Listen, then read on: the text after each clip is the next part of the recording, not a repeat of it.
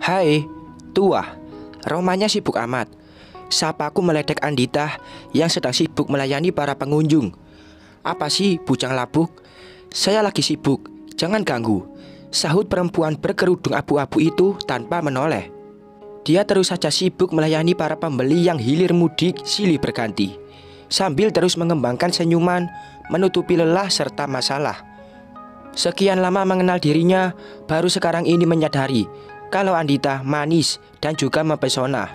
Selama ini mata serta hatiku selalu dibutakan oleh cintaku terhadap Maila, sehingga tidak bisa melihat seorang wanita cantik yang ada di depan mata. Setelah semua pengunjung habis, Andita menghampiri dan duduk di kursi yang letaknya tidak jauh dari tempatku sedang duduk, memandangi layar laptop. "Capek, An?" tanyaku, seraya melirik wajahnya sekilas. Keringat sebiji-biji jagung menghiasi dahi gadis itu yang sedang ditumbuhi jerawat. Sepertinya dia sedang jatuh cinta dan tidak berani mengungkapkan. Dilap noh keringatnya, menyodorkan sapu tangan milikku. Dengan sigap dia malah mengusap dahinya menggunakan lengan. "Ih, jorok kamu, An. Sini biar saya lap pakai sapu tangan." Hendak membantu menyusut keringat yang membanjiri wajahnya. Akan tetapi Andita segera menghindari. "Biar saya lap sendiri, tidak enak dilihat orang," dia berujar malu-malu. Aku mengedikkan bahu, kemudian kembali berkutat dengan laptop. Andita beranjak dari duduknya, mengambil goodie bag yang menggantung di tembok, lalu kembali duduk membawa kotak nasi dan sebotol air mineral. "Kamu bawa bekal, An?" Menatap dia yang sedang membuka bekal makanan, mengintip isi di dalamnya, sembari menelan salivah. Aroma wangi masakan yang menguar membuat diri ini ikut merasa lapar. "Bapak sudah makan belum?" Dia balik bertanya. "Belum, An. Kamu masak sendiri? Kayaknya enak, An." Memberi kode keras, ingin minta secara langsung tidak berani. "Iya, kalau bapak mau kita makan berdua." "Yes." Kodeku berhasil. Menyeret kotak bekal tersebut mendekat, membaca doa sebelum makan, lalu meraup sesendok nasi beserta telur dadar dan tempe bacem. Ternyata enak juga masakan Andita, hampir sama dengan masakan Maila. Andita tampak ragu-ragu dan sungkan ketika harus makan sekotak bersama. Sesekali dia melirik wajahku yang sedang asik menikmati makanannya, kemudian menyuap nasi dan membuang pandang ke jalanan. "Masakan kamu enak juga, An," pujiku seraya mengelap sisa makanan di bibir. Bibir wanita berkulit putih itu melengkung indah, menampakkan ceruk di kedua pipinya, membuat diri ini terpesona, dan sesaat bisa melupakan cintaku terhadap Maila. "Tapi masih enakan masakan Bu Maila kan, Pak?" "Sama-sama enak."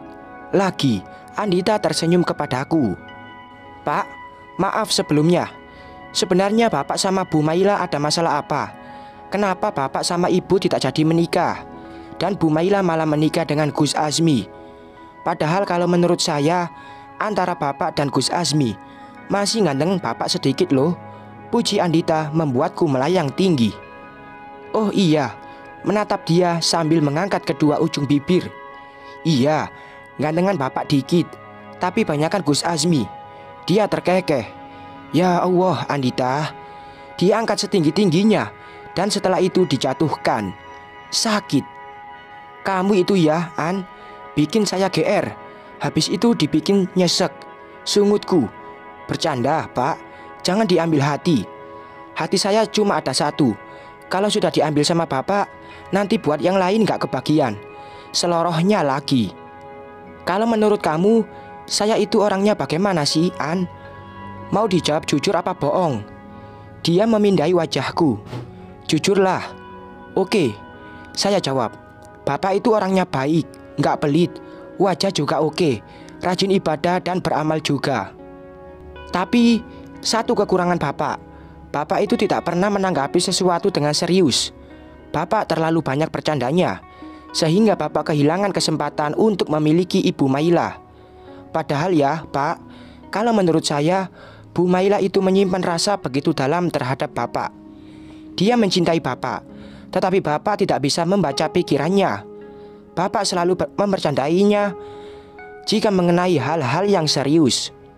Contohnya, saat Bapak bilang ingin menghalalkan ibu, rona wajah ibu itu terlihat sangat bahagia. Tetapi pendar di wajahnya seketika muram ketika Bapak berkata, "Aku cuma bercanda, Mailah," sambil tertawa. Bebernya panjang lebar sambil menirukan gaya bicara aku. Aku mengangguk memahami maksud dari perkataan Andita. Memang aku akui, selama ini terlalu santai dan tidak pernah serius kepadanya. Itulah mungkin salah satu penyebab Mailah lebih memilih Gus Azmi sebagai pendamping hidup. Ternyata anak kecil seperti kamu bisa ngomong kayak orang dewasa juga, kekehku. Ih, Bapak, aku udah 25 tahun. Masa masih dibilang anak kecil?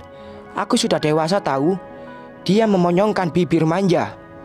Aku kembali tertawa dibuatnya. An, kira-kira aku masih ada kesempatan untuk memiliki Maila nggak ya? Sepertinya tidak, Pak. Gus Azmi tidak akan mungkin melepaskan Bu Maila begitu saja. Sebab sudah ada calon bayi twin di dalam rahim ibu. Dia menunjukkan WA story yang Maila bagikan, di mana dia sedang berfoto bersama sang suami, memegang foto hasil USG yang entah aku sendiri kurang paham gambarnya. Ada sesuatu yang terasa menusuk-nusuk ketika melihat kebahagiaan Maila dengan Gus Azmi. Dia benar-benar sudah melupakan aku. Astagfirullah. Mengusap wajah kasar, membetulkan ikatan rambut sambil menahan rasa nyeri di sanubari. Ikhlas, hanya itu yang bisa aku lakukan saat ini. Seperti apapun usahaku untuk mendapatkan Maila, jika Allah belum menjodohkan, maka kami berdua tidak akan bisa bersatu. Kini berusaha menerima segala yang telah terjadi, mengikuti skenario yang sudah Tuhan siapkan untukku, melewati titian takdir yang penuh dengan duri. Sebab aku sangat yakin, setelah ada hujan badai, pasti akan ada pelangi yang melengkung indah, pun dengan kehidupan aku nanti. Pak, jika ada perempuan lain yang suka sama Bapak, maksud saya, dia menaruh hati sama Bapak, kira-kira respon Bapak bagaimana? Tanya Andita membuat dahiku berkerut-kerut. Memangnya ada, An, pancingku. Ini masih umpama, Pak. Memangnya ada yang suka sama bujang lapuk seperti saya, An? Ada, Pak. Siapa? Bisa kamu tunjukkan? Andita membuang muka menghindari tatapanku. Apa ini saatnya dia jujur bahwa sebenarnya dia menyimpan rasa kepadaku, seperti apa yang dikatakan oleh ibu? Ah, jangan terlalu gede rasa, Bram. Maaf, Pak. Saya mau beres-beres barang yang baru datang. Permisi. Dia beranjak dari duduknya, membuatku spontan mencekal lengannya. Andita menatap wajahku kaget, hingga tanpa sengaja pandangan kami saling bersirobok. Duduk dulu, An. Saya belum selesai bicara sama kamu. Lirihku dan segera dituruti oleh wanita berparas cantik itu. Memangnya ada apa lagi, Pak? Dia menatapku canggung. Aku mengangkat kedua ujung bibir. Saya penasaran, kepengin tahu siapa wanita yang mencintai saya. Mau saya lamar, godaku. Bapak serius? Iya, serius. Andita menggigit bibir bawahnya yang terlihat gemetar. Aku terkekeh melihat ekspresinya itu. Lucu, lugu, menggemaskan. Noh kan, Bapak belum apa-apa sudah tertawa. Pak Bramah gak asik, rutuknya sambil memonyongkan bibir manja. Aku menatap lamat-lamat wajah Andita. Entah mengapa, makin kesini merasa semakin nyaman dengannya. Dia memang masih muda, tetapi pemikirannya tidak kalah dengan orang dewasa. Dia juga begitu baik serta perhatian kepadaku, juga kepada ibu. Apa mungkin dia jodoh yang Tuhan kirimkan untukku? Jika iya, semoga saja Allah lekas menyematkan cinta di hatiku juga, supaya bisa menerima dia tanpa mengingat kembali tentang masa lalu. Kalau kamu jadi istri saya, mau nggak, An? Tanyaku ragu.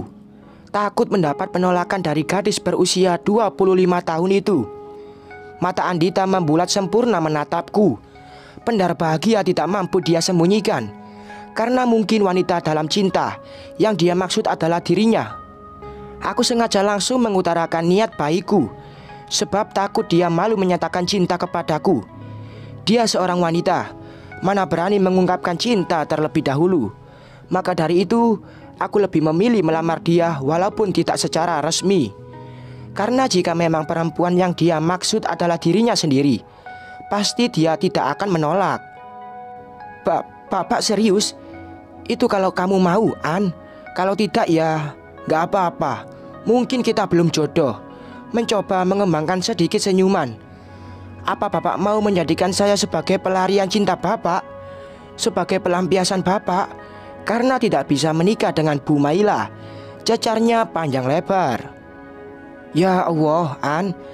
Ya enggak lah, kita kan sama-sama masih jomblo. Dapat julukan yang sama pula, bujang labuk sama tua. Jadi sepertinya kalau bujang labuk dengan tua menikah akan berakhir bahagia. Dia kembali membuang pandang. Ya Allah, jangan-jangan aku bakalan ditolak lagi. Masa ia harus menyandang status lajang seumur hidup? Tidak bisa memenuhi keinginan ibu untuk memberikan dia cucu, seperti yang selama ini ibu impi-impikan. Kalau Bapak yakin dengan saya bismillah saja, Pak. Maksud kamu mau, An? Memastikan ucapannya. Iya, saya mau. Tapi Bapak tidak boleh menyebut nama Bu Maila saat sedang bersama saya, sebab itu membuat hati saya terbakar cemburu. Saya juga tidak mau dibanding-bandingkan dengan dia, karena aku tidak mungkin bisa seperti dirinya. Oke, deal ya. Sekarang tutup tokonya, kita pulang ke rumah menemui ibu. Kedua alis Andita bertaut, seraya menatapku dengan mimik terheran-heran. Bapak mau nikah apa kebelet buang air? Tanyanya sambil tersenyum lebar. Wis, pokoknya kalau kamu mau harus segera dihalalkan. Biar enak pacarannya, biar nggak dosa jika menatap wajah kamu lama-lama. Juga boleh pegang-pegangan tangan, kayak muda-mudi lainnya. Biar aku nggak merasa sudah tua gitu, An. Bapak itu masih muda loh, Pak. Nggak kelihatan tua, masih kayak umur 30-an. Memang saya masih umur 30-an, Andita. Baru ke 37 tahun, belum 40. Dan mulai sekarang, kamu jangan panggil saya Bapak lagi. Panggil Mas atau apa gitu. Yayang juga boleh, biar saya merasa sepantaran sama kamu. Jangan. Panggil Yayangnya nanti kalau kita sudah halal. Memangnya Bapak yakin mau sama saya? Bismillah, An. Semoga saja Allah merestui niat baik saya untuk menikahi kamu. Amin. Seulah senyum kembali tergambar di wajah Andita. Bersambung.